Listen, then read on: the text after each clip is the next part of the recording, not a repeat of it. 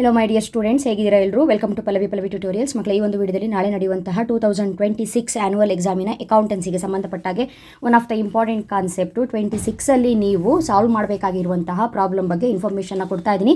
ಈಸಿಯಾಗಿ ಕ್ಯಾಲ್ಕುಲೇಷನ್ನ ಯಾವ ರೀತಿಯಾಗಿ ಮಾಡೋದಂತ ಹೇಳ್ಕೊಡ್ತಾ ಇದ್ದೀನಿ. ಸೊ ಇವಾಗ ಇವೆಲ್ಲ ಲಾಸ್ಟು ಟಾಪಿಕ್ಗಳು. ಆಲ್ಮೋಸ್ಟ್ ನಾನು ಎಲ್ಲ ಟಾಪಿಕ್ಸ್ನು ಕೂಡ ಅಪ್ಲೋಡ್ ಮಾಡಿದ್ದೀನಿ. ನೀವು ಕೂಡ ನೋಡ್ತಾ ಇದ್ದೀರಿ, ಕಲ್ತ್ಕೊಳ್ತಾ ಇದ್ದೀರಿ, ಗೊತ್ತಾಗ್ತಾ ಇದೆ. ಸೊ ಯಾವ್ದಾದ್ರು ಟಾಪಿಕ್ಕು ರಿಪೀಟ್ ಏನಾದರೂ ನಿಮಗೆ ಬೇಕು ಅಂತ ಹೇಳಿದ್ರೆ ಆ ಟಾಪಿಕ್ ಬಗ್ಗೆ ಕೇಳ್ಬೋದು, ಆಯಿತಾ? ಸದ್ಯಕ್ಕೆ 26ಅಲ್ಲಿ ಕೇಳುವಂತಹ 6 ಮಾರ್ಕ್ಸಿನ ಇಂಪಾರ್ಟೆಂಟ್ ಪ್ರಾಬ್ಲಮ್ ಅಂತ ಹೇಳಿದ್ರೆ ಕ್ಯಾಶ್ ಫ್ಲೋಸ್ ಮೇಲೆ ಕೇಳುವಂಥದ್ದು, ಕರೆಕ್ಟಾ? ಕ್ಯಾಶ್ ಫ್ಲೋಸ್ ಮೇಲೆ ನಿಮಗೆ 3 ರೀತಿ ಪ್ರಾಬ್ಲಮ್ ಕೇಳ್ತಾರೆ. ಒಂದು ಆಪರೇಟಿಂಗ್ ಆ್ಯಕ್ಟಿವಿಟಿ ಆಗಿರಬಹುದು. ಆಪರೇಟಿಂಗ್ ಆ್ಯಕ್ಟಿವಿಟಿ ಯಾವ ರೀತಿಯಾಗಿ ಕ್ಯಾಲ್ಕುಲೇಟ್ ಮಾಡಬೇಕಂತ ಆಲ್ರೆಡಿ ಹೇಳ್ಕೊಟ್ಟಿದ್ದೀನಿ, ವಿಡಿಯೋನ ವಾಚ್ ಮಾಡಿ. Next second one financing activity. Financing ಆ್ಯಕ್ಟಿವಿಟಿಯಲ್ಲಿ ಈಗ ಜಸ್ಟು ಅಪ್ಲೋಡ್ ಮಾಡಿದ್ದೀನಿ ಯಾವ ರೀತಿಯಾಗಿ ಪ್ರಾಬ್ಲಮ್ನ ಸಾಲ್ವ್ ಮಾಡಬೇಕು ಅಂತ. ಜಸ್ಟು ಅಲ್ಲಿರುವಂತಹ 2 ಅಮೌಂಟಿಂದ ಒಂದು ಅಮೌಂಟ್ ಲೆಸ್ ಮಾಡಿಕೊಂಡು ಪ್ಲಸ್ಸೋ ಮೈನಸ್ಸೋ ಅಂತ ಹೇಳ್ಕೊಂಡು ನೀವು ಕನ್ಸಿಡರ್ ಮಾಡಿ ಆನ್ಸರ್ನ ಮಾಡಿದ್ರೆ ಆಯಿತು. ಸೊ ಈ ಒಂದು ವಿಡಿಯೋದಲ್ಲಿ ಇನ್ವೆಸ್ಟಿಂಗ್ ಆ್ಯಕ್ಟಿವಿಟಿನ ಹೇಳ್ತಾ ಇದ್ದೀನಿ. ಇನ್ವೆಸ್ಟಿಂಗ್ ಇದು 2025 ಆ್ಯನ್ಯುವಲ್ ಎಕ್ಸಾಮ್ ಪೇಪರ್, ಓಕೆನಾ? Investing activity. ನೆಕ್ಸ್ಟು ನೀವು ಪ್ರಿಪ್ರೇಟರಿ ಎಕ್ಸಾಮ್ ಕೂಡ ಬರೆದಿದ್ದೀರಿ, ನಿಮಗಲ್ಲೂ ಕೂಡ ಇನ್ವೆಸ್ಟಿಂಗ್ ಆ್ಯಕ್ಟಿವಿಟಿ ಪ್ರಾಬ್ಲಮ್ನ ಕೇಳಿದ್ದಾರೆ.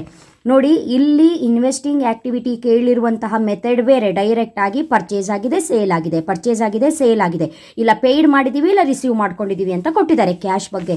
ಆದರೆ ಇಲ್ಲಿ ಸಪ್ರೇಟಾಗಿ ಕಾಲಮ್ನ ಡಿವೈಡ್ ಮಾಡಿ ಕೊಟ್ಟಿದ್ದಾರೆ, ಹೌದಾ?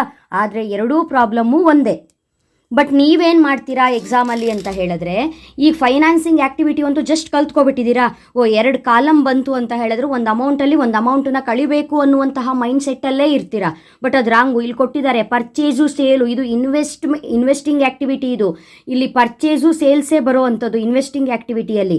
ಫೈನಾನ್ಸ್ ಆ್ಯಕ್ಟಿವಿಟಿಲಿ ಇಲ್ಲಿ 2 ಇಯರ್ ಇರುತ್ತೆ. ಇಯರಿನ ಯಾವ ಡೇಟ್ ಇರುತ್ತೆ, ಇಲ್ಲಿ starting year, ending year, date ಇರುತ್ತೆ ಫೈನಾನ್ಸಿಂಗ್ ಆ್ಯಕ್ಟಿವಿಟಿಯಲ್ಲಿ. ಇಲ್ಲಿ ಪರ್ಚೇಸು ಸೇಲ್ಸ್ ಅಂತ ಇದೆ ಅಂತ ಹೇಳಿದ್ರೆ ಇದು ಇನ್ವೆಸ್ಟಿಂಗ್ ಆ್ಯಕ್ಟಿವಿಟಿ, ಒಂದು ಇನ್ಫಾರ್ಮೇಷನ್ನು. ಸೊ ಈ ರೀತಿ ಲೆಕ್ಕ ಕೊಟ್ಟಾಗಿ ಯಾವ ರೀತಿ ಮಾಡಬೇಕು, ಇದು ಯಾವ ರೀತಿ ಮಾಡಬೇಕು ಅಂತ ಎರಡೂ ಪ್ರಾಬ್ಲಮ್ನ ಇದೇ ಒಂದು ವಿಡಿಯೋದಲ್ಲಿ ಹೇಳ್ತಾ ಇದ್ದೀನಿ. ವಿಡಿಯೋನ ಎಂಡ್ವರೆಗೂ ವಾಚ್ ಮಾಡಿ. ತುಂಬ ಅಂದರೆ ತುಂಬ ಈಸಿ. ಇದು 2025 ಆ್ಯನ್ಯುವಲ್ ಎಕ್ಸಾಮ್ ಪೇಪರು. ಫಸ್ಟು ನಾನು ಪ್ರಿಪ್ರೇಟ್ರಿ 1ನಲ್ಲಿ ಕೇಳಿರುವಂಥ ಈ ಪ್ರಾಬ್ಲಮ್ನ ಸಾಲ್ವ್ ಮಾಡ್ತೀನಿ. ಬಿಕಾಸ್ ಪ್ರಿಪ್ರೇಟ್ರಿಯಲ್ಲಿ ಇನ್ವೆಸ್ಟಿಂಗ್ ಆ್ಯಕ್ಟಿವಿಟಿನೂ ಕೇಳಿದ್ದಾರೆ, ಫೈನಾನ್ಸಿಂಗ್ ಆ್ಯಕ್ಟಿವಿಟಿನೂ ಕೇಳಿದ್ದಾರೆ. ಹೆಡ್ಡಿಂಗ್ ಹಾಕ್ಕೊಳ್ಳಿ, cash flows from investing activity ಅಂತ ಬೇಕಾದರೂ ತೊಗೊಳ್ಬಹುದು. Cash flow statement investing activity ಅಂತ ಬ್ರಾಕೆಟಲ್ಲಿ ತೊಗೊಳ್ಬಹುದು. ಪರ್ಟಿಕ್ಯುಲರ್ಸು, ಅಮೌಂಟು 2 ಕಾಲಮ್ ಯಾಕೆ ಹಾಕೊಂಡಿದ್ದೀನಿ ಅಂದರೆ ಇನ್ನರ್ ಕಾಲಮಲ್ಲಿ ನಿಮಗೆ ವ್ಯಾಲ್ಯೂಸ್ಗಳನ್ನ ಬರ್ಕೊಂಡು ಟೋಟಲ್ ಮಾಡಿ ಬರೆಯೋಕ್ಕೆ ಈಸಿ ಆಗುತ್ತೆ ಅಂತ ತೊಗೊಂಡಿದ್ದೀನಿ. ನಿಮಗೆ ಅಫ್ಕೋರ್ಸ್ ಗೊತ್ತಿದೆ ಒಂದೇ ಕಾಲಮ್ ಸಾಕಾಗುತ್ತೆ ಅಂತ ಅಲ್ವಾ. ಫಸ್ಟು ರೂಲ್ಸ್ ಹೇಳ್ಬಿಡ್ತೀನಿ, ಕರೆಕ್ಟಾಗಿ ಕೇಳಿಸ್ಕೊಳ್ಳಿ. ಓಕೆ, ಇವಾಗ ಬಿಸ್ನೆಸ್ಸಲ್ಲಿ 2 ಕಾನ್ಸೆಪ್ಟು, ಕರೆಕ್ಟಾ? ಒಂದು ಪರ್ಚೇಸು, ಇನ್ನೊಂದು ಸೇಲ್ಸು. ಬಿಸ್ನೆಸ್ಸು ತನಗೆ ಬೇಕಾಗಿರುವಂತಹ ಗೂಡ್ಸ್ಗಳನ್ನು ಪರ್ಚೇಸ್ ಮಾಡಿದರೆ ಕ್ಯಾಶು ಹೋಗುತ್ತೆ.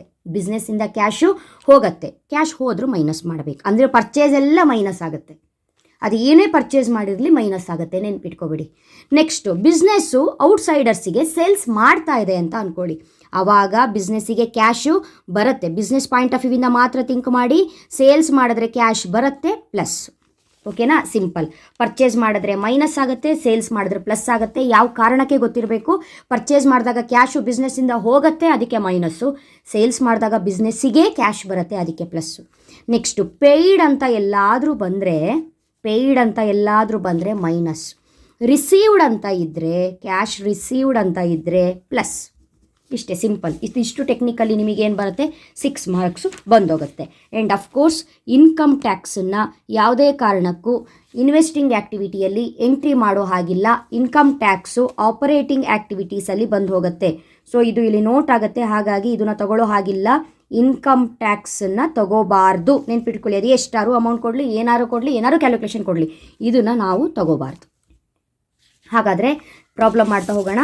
ಫಸ್ಟು ಇಲ್ಲಿ ಏನು ಕೊಟ್ಟಿದ್ದಾರೋ ಅದನ್ನು ಬರ್ಕೊಬಿಡೋಣ. ನೋಡಿ, ಮಷಿನರಿ ಬರುತ್ತೆ, ಇನ್ವೆಸ್ಟ್ಮೆಂಟ್ ಬರುತ್ತೆ, ಡಿವಿಡೆಂಡು, ಫರ್ನಿಚರ್ ಎಲ್ಲವೂ ಬರುತ್ತೆ. ಇನ್ಕಮ್ ಟ್ಯಾಕ್ಸ್ ಬಿಟ್ಟು ಎಲ್ಲ ಬರುತ್ತಲ್ಲ, ನಾನು ಒಂದು ಸಲ ಬರ್ಕೊಬಿಡ್ತೀನಿ, ನೀವು ಬರ್ಕೊಳ್ಳಿ. ಓಕೆ, ಬರ್ದಾಗಿದೆ. ಅಲ್ಲಿ ಏನಿದೆ, ಎ ಇಂದ ಈವರೆಗೆ ಏನೇನು ಪಾಯಿಂಟ್ಸ್ ಇದೆ ಅದು ಬರ್ಕೊಂಡಿದ್ದೀನಿ, ಓಕೆನಾ? ಇವಾಗ ಹೇಳಿ, ಇದು ಜಸ್ಟ್ ನೀವು ಹಿಂಗೆ ಬರ್ಕೊಳ್ಬೇಕಷ್ಟೇ. ನಾನಿಲ್ಲಿ ಏನು ರೆಡ್ಡಿಂಕಲ್ಲಿ ಮಾರ್ಕ್ ಮಾಡ್ತಾ ಇದ್ದೀನಿ, ಇದು ನೀವು ಬರಿಬಾರ್ದು. ನೀವು ಬರಿಬೇಕಾಗಿರೋದು ಇಷ್ಟೇ. ಇದು ನಿಮಗೆ ಅರ್ಥ ಮಾಡ್ಸೋಕೆ ನಾ ಬರಿತಾ ಇರೋದು. ಮಷಿನರಿ ಪರ್ಚೇಸ್ ಮಾಡಿದ್ದೀವಿ, ಬಿಸ್ನೆಸ್ಸಿಂದ ಕ್ಯಾಶು ಹೋಯಿತು, minus, amount minus. Investment sold ಅಂತ ಹೇಳಿದ್ರೆ ಸೇಲ್ಸು, ಬಿಸ್ನೆಸ್ಸಿಗೆ ಕ್ಯಾಶ್ ಬಂತು, ಪ್ಲಸ್ಸು. ಡಿವಿಡೆಂಡ್ ರಿಸೀವ್ಡ್ ಅಂದರೆ ಬಿಸ್ನೆಸ್ಸಿಗೆ ಕ್ಯಾಶ್ ಬಂತು, ಪ್ಲಸ್ಸು. ರೆಡ್ಡಿಂಕಲ್ಲಿ ಮಾರ್ಕ್ ಮಾಡಿದ್ದು ಬರೆಯೋ ಹಾಗಿಲ್ಲ. ಹಾಂ, ಓಕೆ. ಫರ್ನಿಚರ್ ಪರ್ಚೇಸ್ ಅಂತ ಹೇಳಿದ್ರೆ ಕ್ಯಾಶ್ ಹೋಯಿತು, ಮೈನಸ್ಸು. ಇಂಟ್ರೆಸ್ಟ್ ರಿಸೀವ್ಡ್ ಅಂದರೆ ಕ್ಯಾಶ್ ಬಂತು, ಪ್ಲಸ್ಸು. ಓಕೆನಾ. ಸೊ ಈ ಕಾನ್ಸೆಪ್ಟಲ್ಲಿ ನಾವು ಮಾಡ್ತಾ ಇರೋದು ಪ್ರಾಬ್ಲಮ್ಮು. ಅಲ್ಲಿಗೆ ನೀವು ಇವಾಗ ಏನು ಮಾಡಿದ್ದೀರಿ, ಮಷಿನರಿ ಪರ್ಚೇಸ್ಡ್ ಅಂತ ಬರೆದಿದ್ದೀರಿ. ಪರ್ಚೇಸ್ಡ್ ಅಂತ ಹೇಳಿ ಅಮೌಂಟ್ ಎಷ್ಟು ಕೊಟ್ಟಿದ್ದಾರೆ, 4,50,000 ಕೊಟ್ಟಿದ್ದಾರೆ. ಕರೆಕ್ಟಾಗಿ ನೋಡಿ, machinery purchased 4,50,000 minus value 4,50,000. So minus ಅಲ್ಲ, ನಾನು ಅದಕ್ಕೆ ಬ್ರಾಕೆಟ್ ಹಾಕ್ತೀನಿ. ಬ್ರಾಕೆಟ್ ಹಾಕಿದ್ರು ಮೈನಸ್ ಅಂತಲೇ ಅರ್ಥ, ಮೈನಸ್ ಅಂತ ಬರೆದ್ರು ಮೈನಸ್ ಅಂತಲೇ ಅರ್ಥ. ಇನ್ವೆಸ್ಟ್ಮೆಂಟು ಸೋಲ್ಡ್ ಪ್ಲಸ್ ಅಂತ ಬಂದಿದೆ. ಇನ್ವೆಸ್ಟ್ಮೆಂಟ್ ಸೋಲ್ಡಿನ ಅಮೌಂಟು 6 ಲ್ಯಾಕು. ಇಲ್ಲೇ ಬರೆದ್ಬಿಡ್ತೀನಿ, ಯಾಕಂದರೆ ಇದು ಪ್ಲಸ್ ಎಲ್ಲ ಡೈರೆಕ್ಟಾಗಿ ಇಲ್ಲೇ ಬರೆದ್ಬಿಡೋಣ. 6 ಲ್ಯಾಕ್ ಅಮೌಂಟಲ್ಲೇ ಬರೆದ್ಬಿಡೋಣ, ಆಮೇಲೆ ಇದನ್ನು ಮೈನಸ್ ಮಾಡ್ಕೊಂಡ್ರೆ ಆಯಿತು. ನೆಕ್ಸ್ಟು ಡಿವಿಡೆಂಡ್ ರಿಸೀವ್ಡು, ಇದು ಕೂಡ ಪ್ಲಸ್ಸು 35,000 ಇದೆ. Dividend received 35,000. ಓಕೆನಾ. ನೆಕ್ಸ್ಟು ಫರ್ನಿಚರ್ ಪರ್ಚೇಸ್ ಅಂದರೆ ಮೈನಸ್ಸು 27,000. ಓಕೆ. ನೆಕ್ಸ್ಟ್ ಇನ್ನೊಂದು ಇಂಟ್ರೆಸ್ಟ್ ರಿಸೀವ್ಡ್ ಅಂತ ಹೇಳಿದ್ರು ಪ್ಲಸ್ಸು. Amount interest received 58,000. ಓಕೆನಾ. ಫಿನಿಶ್, ಬರೆದಾಯಿತು. ಇವಾಗ ಕ್ಲೋಸ್ ಮಾಡಿ. ಕ್ಲೋಸ್ ಮಾಡಿಕೊಂಡು ಪ್ಲಸ್ಸಿನ ವ್ಯಾಲ್ಯೂ ಎಷ್ಟಿದೆ, 6 ಲ್ಯಾಕ್ ಇದೆ, 35 ಇದೆ, 58 ಇದೆ. ಈ ಪ್ಲಸ್ ಇರುವ 6 ಲ್ಯಾಕು, 35,000, 58,000 ಎಲ್ಲ ಸೇರಿ ಈ ಒಂದು ಕಾಲಮಲ್ಲಿ ಎಷ್ಟಾಗುತ್ತೆ ಅಮೌಂಟು, 6,93,000 ಆಗುತ್ತೆ ಪ್ಲಸ್ ಕಾಲಮು. ಓಕೆನಾ. ಸೊ ಈ ಮೈನಸ್ಸಿನ ಟೋಟಲ್ ಎಷ್ಟಾಗುತ್ತೆ, ಬ್ರಾಕೆಟ್ ಹಾಕೋಬೇಕು, ಇಲ್ಲ ಮೈನಸ್ ಅಂತ ನಾವು ಬರಿಬೇಕು. ಆಯಿತಾ.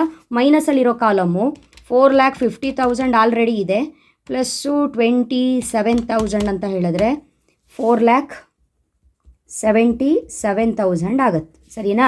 ಅಲ್ಲಿಗೆ ಇಲ್ಲಿ ಬ್ರಾಕೆಟ್ ಹಾಕಿ, ಇದು ಮೈನಸ್ ವ್ಯಾಲ್ಯೂದು 2 ಅಮೌಂಟು, ಇದು ಪ್ಲಸ್ ವ್ಯಾಲ್ಯೂದು. ಕರೆಕ್ಟಾ. ಈಗ ಹಾಗಾದರೆ 6,93,000 4,77,000 ಮೈನಸ್ ಮಾಡಿದ್ರೆ 2,16,000 ಬರುತ್ತೆ.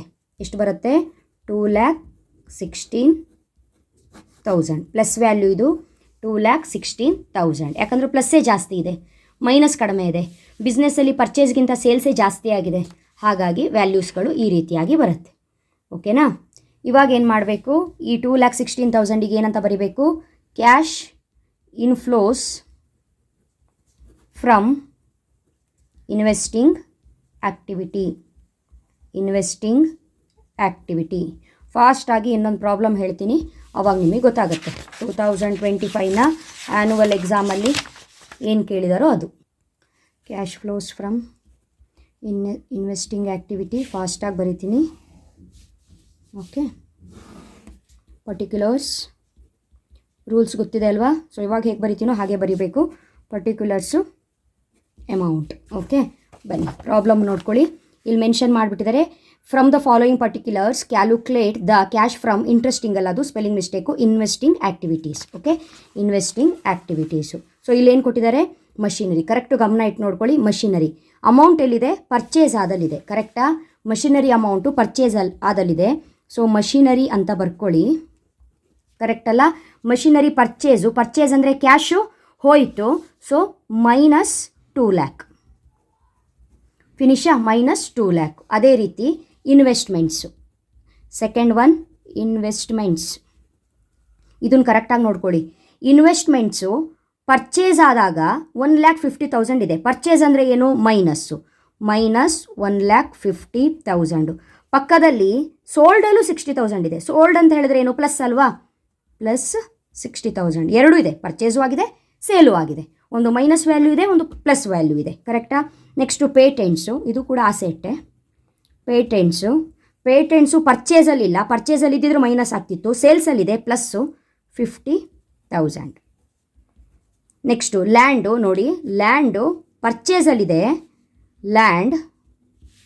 ಲ್ಯಾಂಡನ್ನು ಪರ್ಚೇಸ್ ಮಾಡಿರೋದು, ಪರ್ಚೇಸ್ ಮಾಡಿದಾಗ ಕ್ಯಾಶ್ ಹೋಗುತ್ತೆ, ಮೈನಸ್ 1 ಲ್ಯಾಕ್. ಕರೆಕ್ಟ್ ಅರ್ಥ ಮಾಡ್ಕೊಳ್ಳಿ. ಪರ್ಚೇಸ್ ಅಂತ ಹೇಳಿದ್ರೆ ಮೈನಸ್ಸು, ಸೇಲ್ಸ್ ಅಂತ ಹೇಳಿದ್ರೆ ಪ್ಲಸ್ಸು, ಪೇಯ್ಡ್ ಅಂತ ಹೇಳಿದ್ರೆ ಮೈನಸ್ಸು, ರಿಸೀವ್ಡ್ ಅಂತ ಹೇಳಿದ್ರೆ ಪ್ಲಸ್ಸು. ಆಯಿತಾ.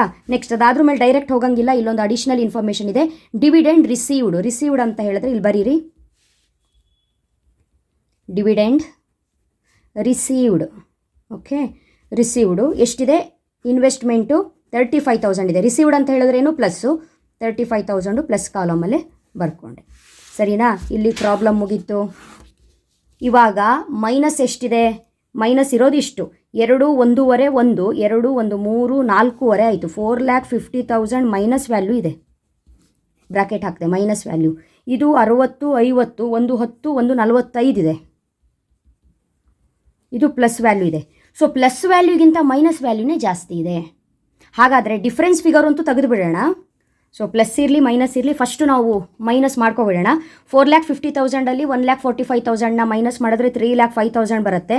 ಬಟ್ ಮೈನಸ್ ಯಾಕೆ ಹಾಕಿರೋದು ಅಂತ ಹೇಳಿದ್ರೆ ಪ್ಲಸ್ ವ್ಯಾಲ್ಯೂಗಿಂತ ಮೈನಸ್ ವ್ಯಾಲ್ಯೂನೇ ಈ ಪ್ರಾಬ್ಲಮಲ್ಲಿ ಜಾಸ್ತಿ ಇದೆ.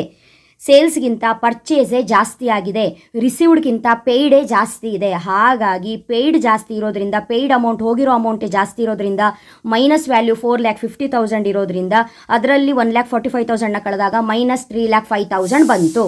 ನೋಡಿ, ಒಂದು ಪ್ರಾಬ್ಲಮಲ್ಲಿ ಪ್ಲಸ್ ಜಾಸ್ತಿ ಇದ್ದರೆ ಇನ್ನೊಂದು ಪ್ರಾಬ್ಲಮಲ್ಲಿ ಮೈನಸ್ ಜಾಸ್ತಿ ಇದೆ. ಅವಾಗ ಮಾಡಿರೋ ಪ್ರಾಬ್ಲಮಲ್ಲಿ ಇನ್ವೆಸ್ಟಿಂಗ್ ಆ್ಯಕ್ಟಿವಿಟಿಯಲ್ಲಿ ಮೈನಸ್ ವ್ಯಾಲ್ಯೂಗಳೆಲ್ಲ ಕಡಿಮೆ ಇತ್ತು, ಪ್ಲಸ್ ವ್ಯಾಲ್ಯೂನೇ ಜಾಸ್ತಿ ಇತ್ತು. ಅದಕ್ಕೆ ಒಂದರಲ್ಲಿ ಒಂದನ್ನು ಕಳೆದುಬಿಟ್ಟು ಉಳಿದಿರೋದು ಏನಿದೆ ಇನ್ವೆಸ್ಟಿಂಗ್ ಆ್ಯಕ್ಟಿವಿಟಿ ಇನ್ಫ್ಲೋಸ್ ಅಂತ ಬರೆದ್ವಿ. ಆದರೆ ಇಲ್ಲಿ ಮೈನಸ್ಸೇ ಜಾಸ್ತಿ ಇರೋದ್ರಿಂದ ಔಟ್ಫ್ಲೋಸ್ ಅಂತಂದರೆ ಹೋಗಿರೋದೇ ಜಾಸ್ತಿ, ದುಡ್ಡು ಹೋಗಿದ್ದೇ ಜಾಸ್ತಿ, ಬಿಸ್ನೆಸ್ಸಿಂದ ಬಂದಿದ್ದಕ್ಕಿಂತ ಹೋಗಿದ್ದೇ ಜಾಸ್ತಿ ಅಂತ ಅರ್ಥ. ಸೊ ಈ ರೀತಿಯಾಗಿ ಬರೀಬೇಕು. ಅರ್ಥ ಆಗಿದೆ ಅಂದ್ಕೊಂಡಿದ್ದೀನಿ. ಸೊ ಎರಡೂ ಪ್ರಾಬ್ಲಮು ಸೊಲ್ಯೂಷನ್ ಕೊಟ್ಟಿದ್ದೀನಿ. ನೀವು ಅಷ್ಟೇ ಪ್ರಿಪ್ರೇಟರಿ ಪೇಪರ್ಲಿರೋ ಒಂದು ಪ್ರಾಬ್ಲಮು ಇಲ್ಲೇ ಪಾಸ್ ಮಾಡಿ ಬರ್ಕೊಳ್ಳಿ. ಇದು ಆ್ಯನುವಲ್ ಎಕ್ಸಾಮಿನ, ಹೋದ ವರ್ಷ ಆ್ಯನುವಲ್ ಎಕ್ಸಾಮಿನ ಕ್ವಶನ್ನು.